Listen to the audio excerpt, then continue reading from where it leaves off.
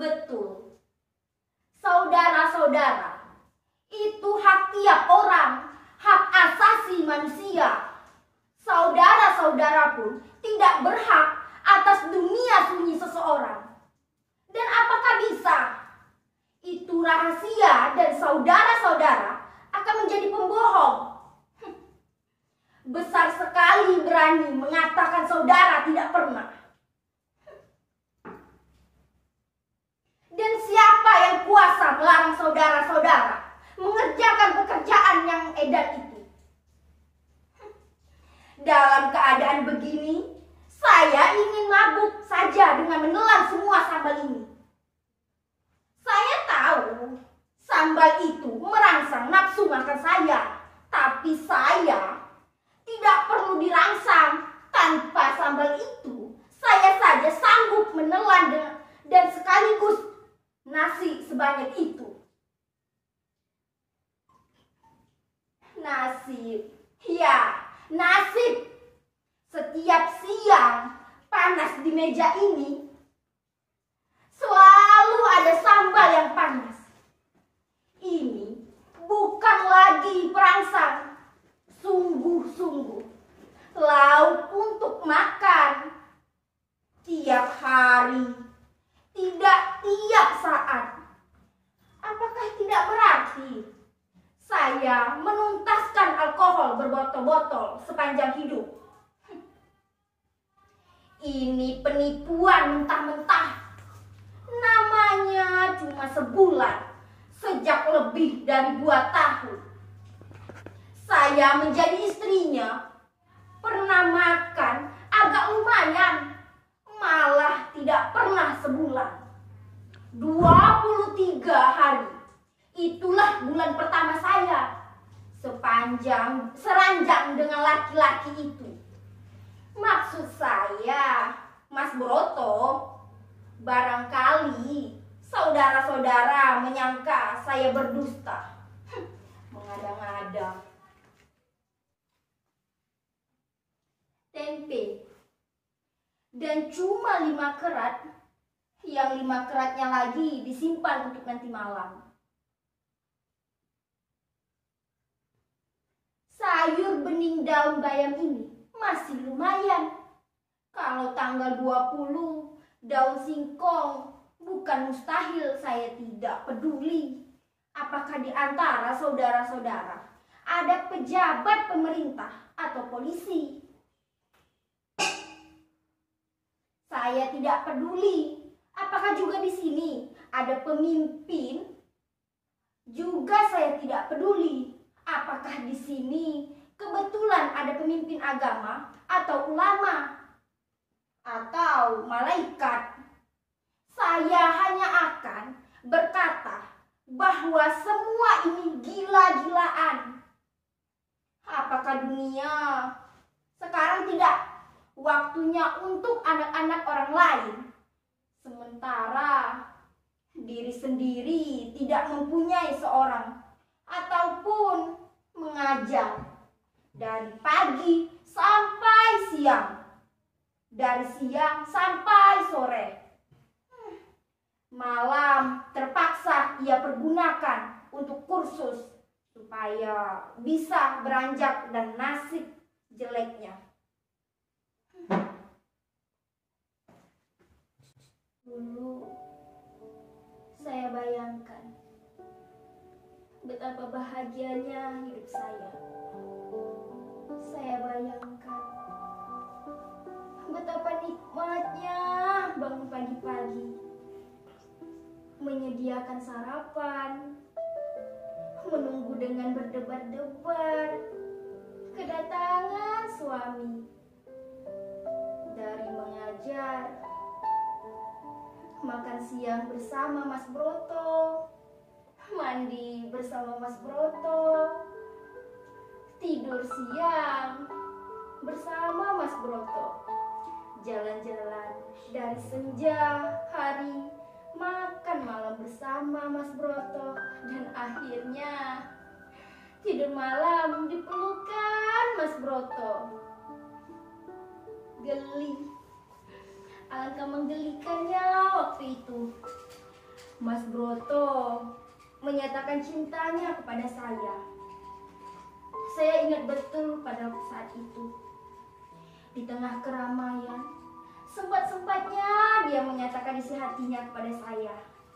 Dan dikatakannya, Jeng, yang pertama cuma itu karena ia lalu menelan ludahnya.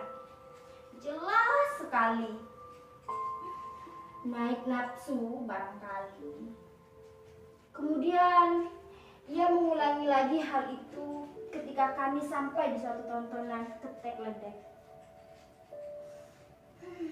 Itu tontonan kera menari. Dia memang aneh sekali. Kurang bisa menguasai dirinya. Lekas, gugup, seharusnya dia bisa mencari tempat yang lebih sesuai untuk mengucapkan kata-katanya. Tapi ketika sampai di tempat tontonan kera itu, rupanya ia tidak bisa lagi menahan gelora perasaannya. Dia bilang dengan suara gemetarnya seperti penderita malaria. Lain wajah katanya. Jeng, kau sangat manis. Urat di leher saya terasa tidak normal.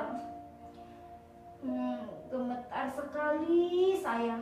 Tapi saya goda dia. Apa iya? Dia lebih gemetar.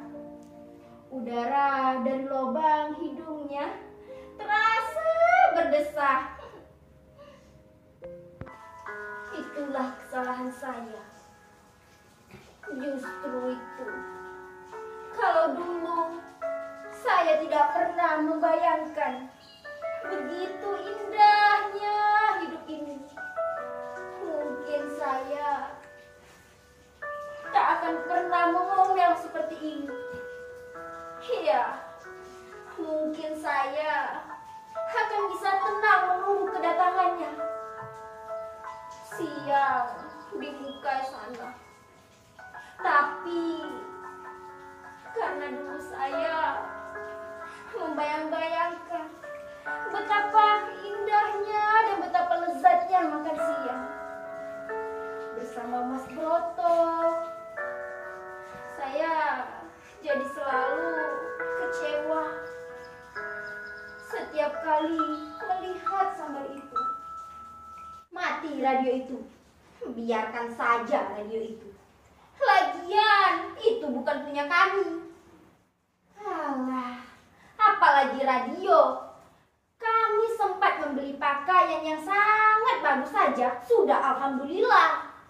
Sebenarnya lelaki itu bisa saja membeli radio kalau dia mau. Tapi si dia yang pengecut itu yang sukar untuk bisa diampuni.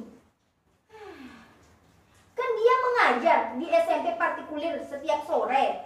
Tentu ketika ada seorang juragan yang datang kemari, kalian mengerti sendirilah saja apa maksud saya. Kalau ada seorang juragan yang datang ke rumah seorang guru, juragan itu punya anak. Itu selalu bermain di saat jam belajar. Juragan itu datang kemari karena mengharapkan suatu imbalan. Dia meminta tolong kepada suami saya untuk menaikkan kelas anaknya. Alah, sudah umum seperti itu. Tentu saja juragan itu membawa amplop. Tapi suami saya yang bodoh itu, yang seorang pengecut seperti kerbau, dia menolak amplop itu. Sementara ia berjanji akan menolongnya sungguh-sungguh. Tak bisa diampuni dia.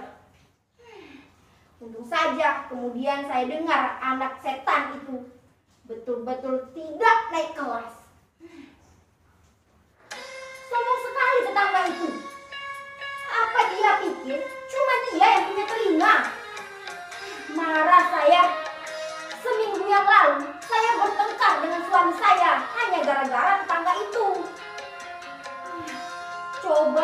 saja. Saya baru saja menelentangkan tubuh saya di atas ranjang batu itu. Saya selalu menyebutnya begitu untuk ranjang. Besi kuno yang jelek itu. Ya, baru saja saya menentangkan badan saya. Tahu-tahu tetangga mengeraskan bunyi suara radionya. Saya sudah tidak bisa lagi menahan diri. Hampir saja saya melompat ke dapur untuk mengambil palu. Untung saja tangan Mas Broto cukup kuat menahan saya. Kalau tidak, remuk atap rumahnya. Mas Broto malah membela tetangga itu. Kalian tahu apa yang dikatakan suami saya? Jeng, sabar. Sabar-sabar apa? Saya bilang, kalau kau terus-terus begini, kita tak akan pernah punya tetangga. Apa kita diberi makan tetangga? Bertolak pinggang saya. Ya persetan tetangga, kalau dia menghina kita, tak peduli, tahu itu. Kita siapa dia?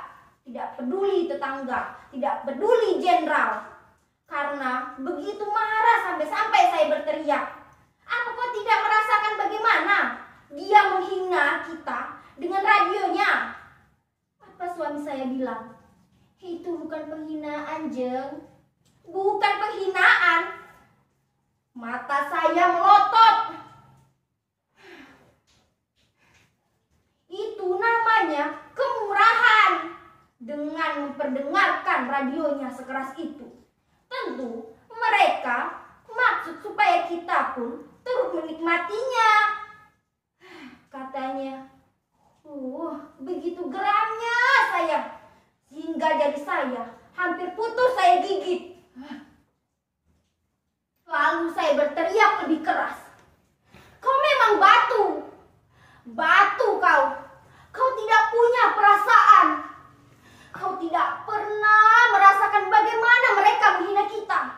Dengan baju-bajunya yang baru. Dengan perhiasannya yang baru. Bahkan ketika ia memakai gigi emasnya yang selalu bertengger di atas jendela. Lalu saya menangis. Dan kalian tahu apa yang dilakukan suami saya?